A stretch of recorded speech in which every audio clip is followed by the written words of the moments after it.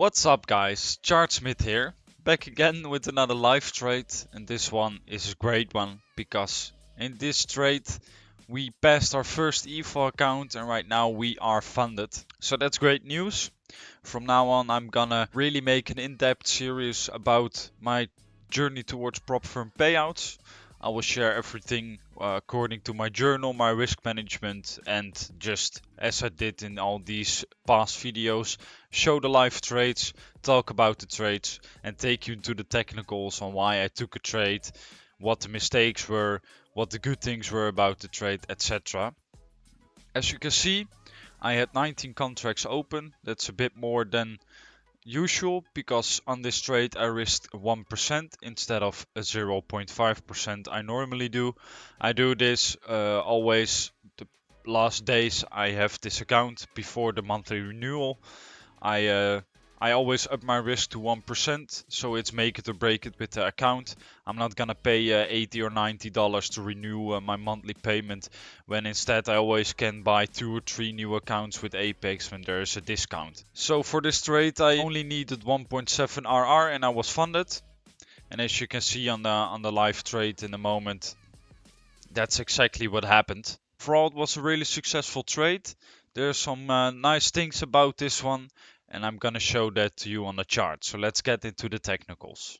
As always, let's start looking at our higher time frame. If we look at our structure, we have been in an uptrend for a while. As you can see at the start of this week, there really has been a strong pump up. So for me, it's up until proven otherwise, and I'm only looking for longs. And if we look to the left, there's still a really nice liquidity point open to take out. We started this day with a strong SFT with the PM low, and after we made that SFT, we straight up started pumping up. So for me, when the price is pumping up with these kind of moves, I'm looking for trades in retracements like these. So knowing this, let's zoom in on this retracement a bit. If we draw on our market structure, this is our last low that brought us to breaking above these highs.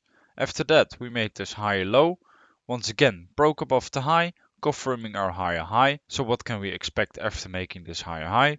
A higher low for another higher high. So until price is gonna close below this low, we can expect that higher low. And everything that happens in between this low and this high is just internal. Knowing this, for me, it's just sitting on my hands until the market is gonna give us a trigger that we can take an entry. As I said, everything that happens in between here is internal, and if you look over here, our internal structure is pointing more towards the downside than towards the upside. But it doesn't matter for us, and we don't get trapped in moves like this. For us, this is just a way of building up liquidity on the highs to take out when price is ready.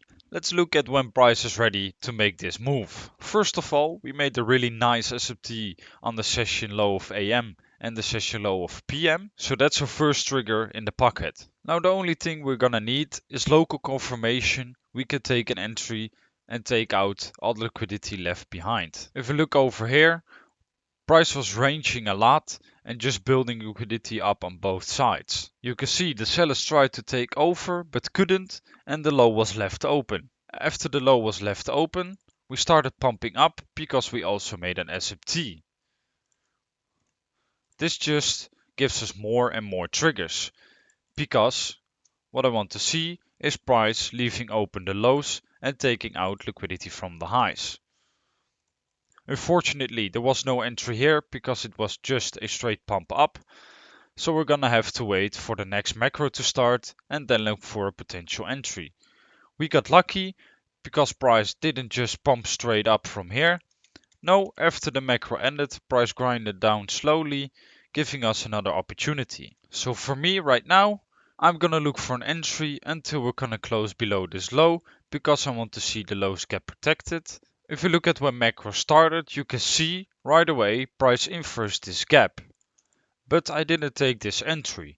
And why didn't I take this entry? I didn't take this entry because after that last macro ended, price grinded down and couldn't take out any liquidity from the highs and just left that open, and it was taking liquidity from the lows. So I'm gonna need new confirmations right now that price is ready to move up, like this one. A lot of people tried buying here because we inversed the gap and we had this really strong V shape up. But all the early sellers got wrecked over here. And after we did that, we also got a really juicy SMT with this low over here, giving us all the confirmations we need after we're gonna start taking liquidity from the highs again. And well, would you look at that? After taking out those early buys over here and making that SMT, price pumped up and started taking out liquidity from the highs again. Now, the only thing we need is an entry trigger, and we also got that with this small fair value gap. And as we know, in the macro, price likes to fill up those gaps. We only needed 1.7 RR, but we knew we could target the highs over here and that strong liquidity point all the way to the left. Even though we didn't need that much, it's always nice to see that price followed the way you thought the market was gonna go. So from now on out, we're gonna be trading on a funded account. I'm looking forward to it, and I'm also looking forward to seeing you in those videos on my journey towards prop firm payouts. If you enjoyed this one, please leave a like, leave a comment, and subscribe to the channel, and then I will see you in the next one. Ciao!